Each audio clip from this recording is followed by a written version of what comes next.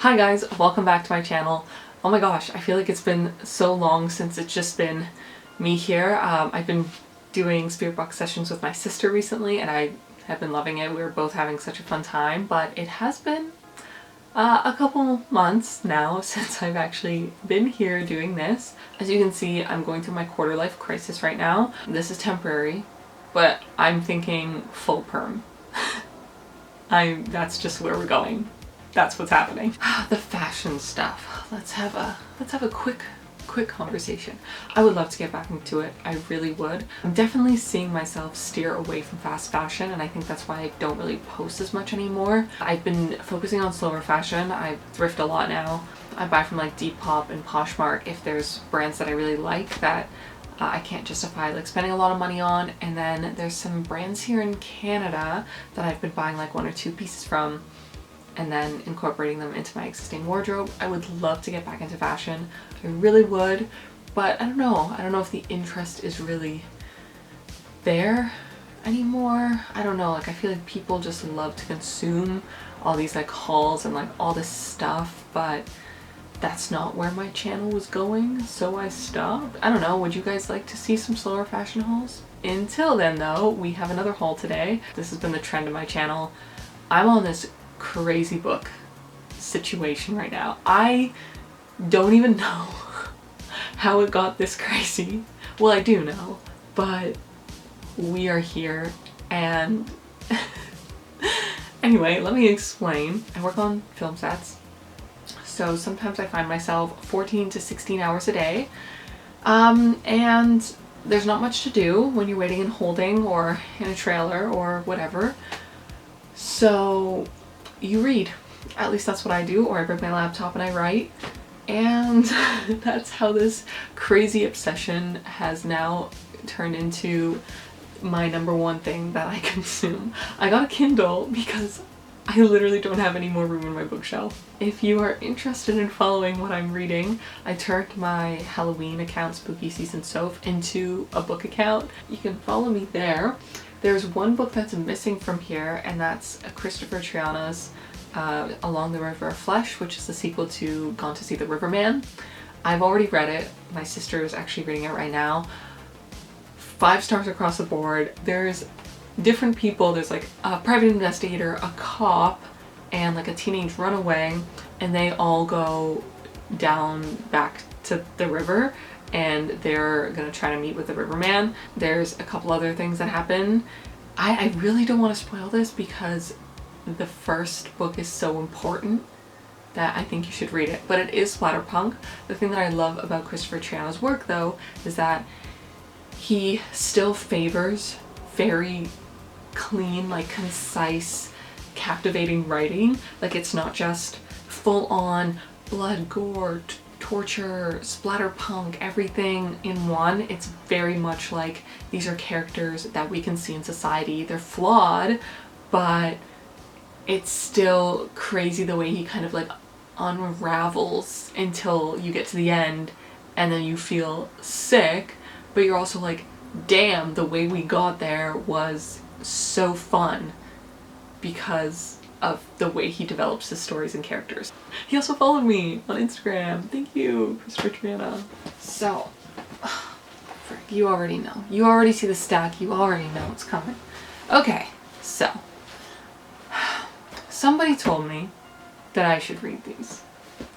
Whoever did that, I both hate and I love you so much. Thank you so much, truly, for this gift. This financial burden that I now have to bear. Alright, here she is. Here is the A Court of Thorn and Roses full, complete series. This was my boyfriend got me these for Christmas. I had no idea what to get, so I was like, fine, just buy me this series. I didn't even read the first book. I'm like, let's go into it completely blind. I have no idea what these books are about. Literally nothing. No clue. But people are like, you're gonna love it. Usually I do the haul and then I kind of say what it's about, but then I don't actually like elaborate because I have never read any of these books. But joke's on you, pretty much the day I got these I started reading them because I was so curious. I was just like, what is all the hype about? what kind of crack is physically in this book that people literally lose their minds about? I was enlightened. Funny enough, a lot of people say that they really struggle to get through the first book. I blew through it and I gave it a 5 stars. And when the second book came, I was like, that was even better, and I still gave it 5 stars. So I think that even if you didn't love the first book, the second book is definitely better, but I still, for what it was, I still enjoyed the first book. Mind you, I don't read a lot of fantasy, so I feel like this specific series by Sarah J. Maas is so good because a lot of people that don't read fantasy can actually get into this. And it's so digestible. I think it makes it for an easy read. So if you don't know, we follow a 19-year-old named Farah. You probably heard the synopsis so many times, honestly. She gets taken to the spring court with this guy named Tampon. Just kidding, it's Tamlin, but we all hate him. We don't, not yet. But he's just kind of like, why is he here? And there's another guy named Lucian, and we're like, go for him? Why are you so obsessed with Tamlin? And then a bunch of stuff happens and you kind of navigate this fae world with Feyre. I'm not gonna spoil anything. We get to the second book. There is 2 love interests. You should know that this is not a spoiler, you should know this by now. Which I'm very upset, by the way, because my head the entire time I was like, oh, Rise. And then I found it was Reese or Reese. I'm like, no, it's Rise. And I will die by that. Thank you. Let me get to this. Let me get to this one. And the POV switches to Nesta. And I'm like, I didn't see you standing there, Cassian. I didn't see you, but I see you now. And some crazy stuff happens in this. Truthfully, I'm a little sad because the last like 100 pages were the best part. Like a huge event happens and I'd be like, damn, like I wanted to read more of that. But this book is already like freaking 900 pages. So I understand why she didn't have time, but I am devastated. Like I would have, like Nesta's story was great. I honestly think that this was the best in the series. Do I recommend them? Yes. And I also understand that now that I've read that, I have to go buy Throne of Glass, the whole Throne of Glass series. Kill me. Then I have to go read that house book. I don't know, apparently. Will I do it? Probably. Let's move on because I've spent 10 minutes talking about that. So this was a little bit of a surprise. My mom found these in the thrift store. Love that we're seeing manga in the thrift store because manga's expensive. I've got the first 3 volumes of Alice in Borderland. I don't know if you can see these. I'm showing them. Hell yes. And 3. You've probably heard of this because it's a Netflix show. They're coming out with a 3rd season, which is kind of crazy because I thought the 2nd season was supposed to be the end. So I'm not really sure where they're going with that. I heard the Joker card has something to do with it, but I'm not really sure. I love this series and I wanted to give the manga a try. I know it's a little hard to get into at first, but I do hear the story gets better and better as the writing goes on, so I'm excited to get into it. If you don't know, there's an 18-year-old, his name is Adasu. He's so bored of his life. And then one day, something crazy kind of happens and him and his 2 friends, they kind of like enter this alternate reality of Japan, and basically they find out that they have to play these games to stay alive. And they could die in the games, but if they win at the games, then they have like a couple more days to stay alive, but they have to keep playing these games. And what they realize is that at the end of every game, you get a playing card. And the purpose, I believe, is you're trying to collect every single playing card in the deck. And then in hopes that they will escape this reality and go back to Japan. The games on television were so fun to watch. Truthfully, I actually prefer the 1st season over the 2nd season. I know people love the 2nd season, but I think they stayed on that game with the shipping containers. I just think they stayed on that too long and I started to kind of zone out and lost interest a little bit. So I really hope that these kind of move at a faster pace. But the games are clever, they're really fun. I can't wait to read this, so let me know if you've read Alice in Borderland, because it is one of my favorite live actions of a manga adaptation that I've seen so far. Like, it got it pretty good, so the story is very good. Better than Death Note. Speaking of Death Note, I also got all the Death Notes. Let me get them. Here she is in all of her glory. Here is all six volumes of Death Note. I know Death Note has 12 volumes. This is the special black edition. Basically, it's 2 in 1. So first volume actually has volume 1 and 2 in it. And the best part about the black versions is their sprayed edges. So Death Note, you probably know the story. There's Shinigami that exist in like another realm, in the human realm. Ryuk, sorry for my pronunciation, drops a Death Note into the human realm, and somebody named Light Yagami Light picks it up, and he starts using it to kill criminals. And he has this like master plan. He works under this name Kira, that he's gonna rid the world of criminals and make this world so much better than it is. But people are onto him, specifically L. And L's goal is to rid Kira. So Light and L work together on the special police task force to catch Kira, who was Light, and there's a crazy manipulation. The back and forth between L and Light is crazy. It's so much fun to read. I didn't mind Nier as much. Like when Nier came in, the second investigator, when he came in the anime, I was really underwhelmed, but I think that they actually did a better job in the manga of making Nier this like brilliant, like L's superior, or like the person that's going to precede him. But overall, the manga is a must read. I bought myself this book right here. This is Womb by Duncan Ralston. Excuse me, I've been really into Splatterpunk recently. Like, I've only felt like reading horror. I'm just in such a horror mood right now.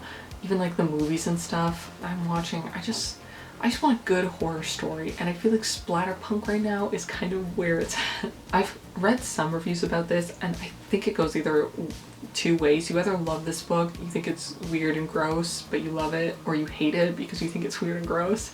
So I'm actually kind of excited to give this a try. It's about a guy named Angel who goes to this hotel, and I believe his mother died there in a specific room, room 6. But there's also a prostitute that comes by. Her name is Sheila. Angel is like telling Sheila these stories about what happened in this room. She's not sure if she believes him. And the last line is, the lonely motel doesn't forget, it doesn't forgive, and it always claims its victims. Okay, we're gonna go into another novella. And this is actually, she's a Canadian author. So I went to a local book market looking for some new authors. I just couldn't resist the cover. This is called Soup. It's called Soup by Kate Dijon. It's about this girl who she's abused as a child, and her father's estranged from her, but she's kind of found a way to cope with that. She works at a morgue. Yep, she works at a morgue. From what I understand, there's convicts from a nearby security prison, and they get stabbed a lot, they get shanked, and their remains end up with her, and she likes to play with the remains. You know how it is. And the morgue is like, hey, we got this new like environmentally friendly system that we're gonna teach you how to dispose of the bodies. And she's like, absolutely yes. So it's basically her just like learning about herself in the darkness, amongst the dismembered things. Yeah, you know, the usual. What did I watch? Oh yeah, I just watched The Hills Have Eyes. I've seen it like a million times, but I was like, you know what I'm really feeling? The Hills Have Eyes. And then somebody in the comment section was like, hey, this reminds me of a book. I'm like, what book? And that brought me to Brother by Anya Elborn. And I'm like, hell yes. Basically, it's family. They live in the woods in the middle of nowhere. They're kind of keep to themselves, you know, nobody bothers them. Probably some crazy things happening. And hikers start to go missing. Alright. Sound familiar? Hills of Eyes, okay. There's a kid in the family named Michael. He's not like the rest. this guy's, he's different, okay? And then he finds this like girl in town that he's kind of falling for, and his brother's like, oh yeah, you remember who you are. That's right. But he's like, no, I'm not like that, please. And I think we follow this family, and they're probably murderers, not gonna lie. But this Michael guy, we're gonna follow his journey. Is he also a murderer? Is he not? Is this a cannibal, incest family cannibal situation? I don't know. But I also heard that it's kind of heartbreaking and a really well-written story, so I'm really excited for it. This just came into the mail today, actually. You have no idea how excited I am for it. This is like reverse Squid Games, or like Squid Games with a twist, right? This one is Playground by Aaron Beauregard. Is that how you say your name? Beauregard. Anyway, look at that. That's so crazy. So in this we follow 3 low-income families and they need money. So they all get invites from this like Geraldine Borden for a day at her cliffside estate. Now, in order for the family to actually collect their money, their kids have to test out all this like playground equipment in this gothic estate. But there's a reason why this playground equipment hasn't seen the light of day. That's because they're probably all death traps. When the children are suddenly thrust into a diabolical realm of violence, they must grow up instantly to have a chance at survival. Will they find a way to put their differences aside or be swallowed up by the insidious architecture all around them? Like anything told from the perspective of children regarding like violence and death and like splatterpunk extremism is an adventure. It's an adventure. This is called The Nightmare Man by J.H. Market. The top says a clear air to Stephen King, dizzying, dazzling, and utterly spooky. I kind of want to save this for October. I feel like this would hit the best in the fall during harvest season. I also totally won't lie to you guys, I'm a sucker for scarecrows and anything that has to do with like scarecrows. If you ever read what is that? What are those books, like The Scary Stories to Tell in the Dark? That Harold story? Ugh. Ooh, I hated it as a kid. I hated it. But that kind of made me love these books even more. From what I understand, it's about a writer that returns to his family home. He's finished writing this book called The Scarecrow. And once he finishes writing it, murders start to happen. But these are murders that are literally happening as if they were a part of his book. Like, things that he wrote are actually happening. A murder he wrote in his book is now happening. So these families are like killed with husks or something and bundled inside of cocoons stitched from corn husks and hung from the rafters of a barn, eerily mirroring the opening of Bookman's latest novel. Then other families start to go missing or dying or whatever, and he becomes a prime suspect. Now, he doesn't actually remember writing the book, like finishing it, but he knows that he wrote it in this like forbidden room that his grandfather told him never to go in. He finished writing it there, and then he like unlocks secrets of this manor. So, creepy mystery, Thanksgiving, corn, scarecrows. I wanted to include this. I found this at a thrift store. I've never actually read it, but I got Rob Zombie's The Lords of Salem. Obviously, I've seen the movie. I'm a huge Rob Zombie fan in music and movies. I think I own most of his work, so I was really excited to find this in a thrift store. If you don't know the story, it's about a girl named Heidi. She's 37 and she works as a radio DJ. She has just kind of quit drugs. Now she's kind of dealing with her sobriety and depression, really struggling with that. Then she receives a gift. It's like a box and it has a strange symbol, and in it is like a record, like a promotional record for this new band, and it's only known as The Lords. As a joke, she's like, okay, whatever. She plays it on the radio station, and then crazy things start happening, and really horrible murders are happening all around her, and she's like, oh my god, what is this? It's a really fun story. I don't want to say any more than that, but if you haven't read or watched, because the movie's fun, obviously it stars Sherry Moon Zombie, obviously, but the whole thing is so much fun to get into. This one's called Unclean Spirits. It's called Horrifying Stories by Bikram Man, and I don't really recognize the author. I think I was gifted this because I obviously love reading about horror. This was a bunch of kind of a short story anthology situation, but I found out that Bikram is India's foremost known no sleep author. I used to be on that forum all the time. I love no sleep so much. I used to write on no sleep. So yeah, there's a couple things here. So play a game where you bet your life on an unimaginable fortune, visit a neighborhood that is suspiciously unwelcoming of outsiders, watch as terrifying unwanted visitors stalk through apartment buildings and family homes. Speaking of no sleep, I think that's a perfect segue into Pen Pal. I finally picked this up. I've probably wanted to read this for years. So this is also a no sleep story, I think. I think this is from Reddit No Sleep. This is about a guy who's trying to make sense of his childhood, which was always like mysterious and unsettling. As the games and adventures of his youth become engulfed by a larger story, he finds that it forms a tapestry of unbelievable horror that he never could have expected. Each chapter completes a different piece of the puzzle for both you and the narrator, and by the end of it all, you wish that you could forget what he ever knew. That sounds amazing. As soon as I bought this, a bunch of my friends texted me and they're like, oh my god, you're gonna love this. Like, this really messed me up. I don't necessarily think this is gonna be the goriest, craziest book that I've read, but I do think that because the author takes you on this narrative journey with our protagonist, I love those kinds of books because figuring it out at the same time, I just like, I don't know, I love that. It's kind of like a mind game. I love it so much. I was like, give me something culty. And so I found Loot by Jennifer Thorne. We arrive at the Isle of Loot, and every 7th summer, 7 people die. It's like a tithe that the islanders pay. There's like a war that's raging around them, but they're untouched as long as these 7 people die. So there's an American named Nina, who's new to Loot. She married in through this guy, I think his last name was like Treadway something or whatever.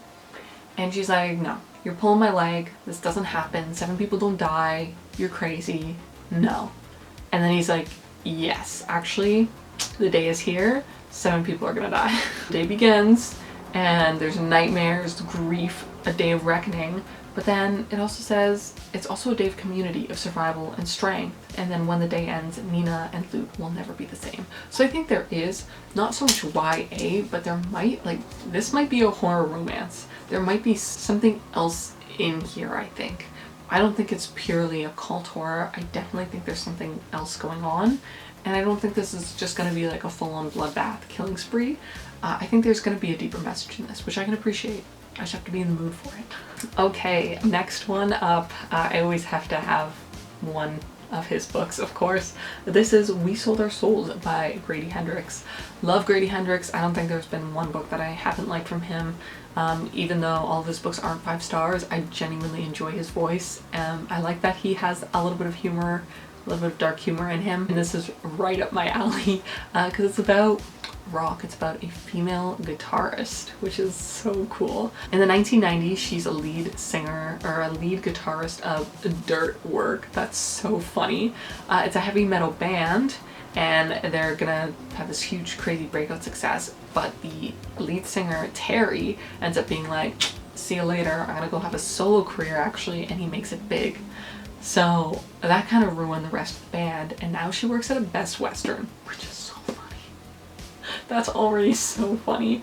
But then she witnesses something, a crazy act of violence, and then she realizes, hold on, Terry ruined the band, but I think there's something more to it. I think he's trying to like ruin our lives. So she hits the road and she's like, I'm gonna reunite the rest of the band, Dirt Work. That's so funny. I still can't get over that, Dirt Work. And then confront Terry. Her journey will take her from Pennsylvania to a celebrity rehab center to a satanic music festival. That's the most thing I'm excited for. They call it, it's a furious power ballad about never giving up. I know the Satanic Panic was kind of in the 70s more, but anything about like that crazed era, I always love stuff like that because that's kind of culty too. So yeah, really excited for this one. I feel like a lot of people have read this. Let me know what you think. This one, I'm not sure about. I bought it because Nick Cutter's name was attached to it, and if you have been around this channel, you know that I love Nick Cutter. The Troop basically got me into reading again. Even though I think it was a 4-star, it changed everything. Like I was always so scared to jump to that like adult horror section thinking that it wasn't going to be what I wanted, but as soon as I read The Troop, I was like, my whole life changed. So I picked up The Handyman Method, but I'm now nervous to read it because I've heard mixed things. I've heard it's not his best. I've heard if you love The Troop and you love the deep, you probably won't like this.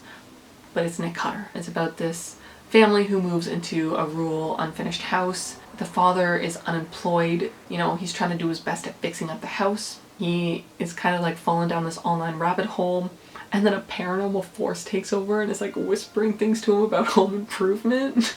I think. But his wife kind of steps into that caregiving role, trying to hold the family together. Well, the son, he's like a screen addict, like can't get off his phone. Apparently he starts doing some crazy sinister stuff too. So dysfunctional family. I'm kind of can't wait for this like spirit to whisper crazy home improvement things to this father. I've heard good things about it, so I decided to pick it up. Basically about a writer who has given up on all of her dreams. She's like, I'll never be published. Sucks to be me. And then she's offered an invitation to this writing retreat, and one of her friends is there. But then they find out that they have a month to write an entire novel, and then the winner will receive like a 7-figure massive publishing deal. So of course they're all kind of at each other's throats. Things are weird happening. She's trying to ignore like everything going on in the mansion, and then somebody disappears. So obviously something's afoot, something's not all as it seems. I think this, you know, classic thriller vibes. Just always gets me a trilogy for Christmas. That's like our thing. And this year I asked for the Kingdom of the Wicked series. There you go. Amazing. Look at that. Love these books. This is, I guess this is YA. This is definitely YA. Sometimes I'm in the mood for some like crazy YA. I also wanted to get into fantasy a little bit more. I think it's a nice break in between Splatterpunk novels to just have something a little bit more light.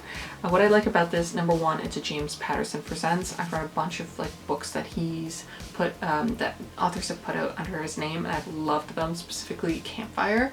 Loved that one. But this is about two sisters that are witches. It also takes place in Sicily. I'm half Italian, so you know I'm gonna love that. So Amelia is like, where's my twin sister Vittoria? And then she finds her murdered. I'm gonna exact revenge on whoever did this to my sister. So she meets Wrath, who is one of the wicked. He's a prince of hell. Love that. And of course she's been warned about like, don't engage with those people, you know? But she's like, okay, well he got hot, so maybe, you know? Wrath claims to be on Amelia's side because he's also trying to track down somebody that's been like murdering women. But she's like, I'm gonna do whatever it takes and use this dark magic if I have to exact vengeance on my sister. It's like dramatic, it's got romance, there's fantasy, there's hell, there's demons. It's also kind of a murder mystery. Or this one's called The Other People by C.J. Tudor. I love Stephen King's quote, if you like my stuff, you'll like this. And he's not wrong. I do like C.J. Tudor. I read The Chalk People and I did enjoy it. I like his writing a lot. So this is something up my alley. This one's a thriller. There's a guy named Gabe and he sees his daughter at the back of a truck and he's like, oh, somebody just stole my daughter. So he goes to look for her. He finds the body abandoned in a truck. So he's like, okay, what the hell happened? And then it kind of cuts to another woman named Fran and her daughter. They're on the run, but they know what happened to Gabe's daughter. Like they have this information. I don't really know what this other people is, but I'm sure it has to do with Fran and the daughter. Not much is given. I don't think I want to though. Kind of want to go into this blind. So yeah, The Other People. I talked a little bit about this book on my book Instagram, so you can kind of check that out. This is one of my like most anticipated thrillers, horrors. This house is the most haunted place in Texas. Great. I think if you're on your run from the past, that's exactly where you should go. Totally. So all they have to do is stay at the house and keep a detailed record of everything that happens there. But the house might drive them mad. Who knows? It could. Doesn't matter. He actually needs the secrets of the Spite House because there's other things happening, and I think it relates to his past. So he needs to unlock those secrets while staying in the house, while the house goes crazy and is haunted and does all these crazy things. This is another one where it's just like the past. Oh my god, so many authors are like, the past. Sundial by Katrina Ward. Last House on Needless Street. Crazy. 5-star. Changed my life. I would read it again and again and again if I could. This is about a girl who just wants a normal life. She kind of gets it. She finds this guy named Rob.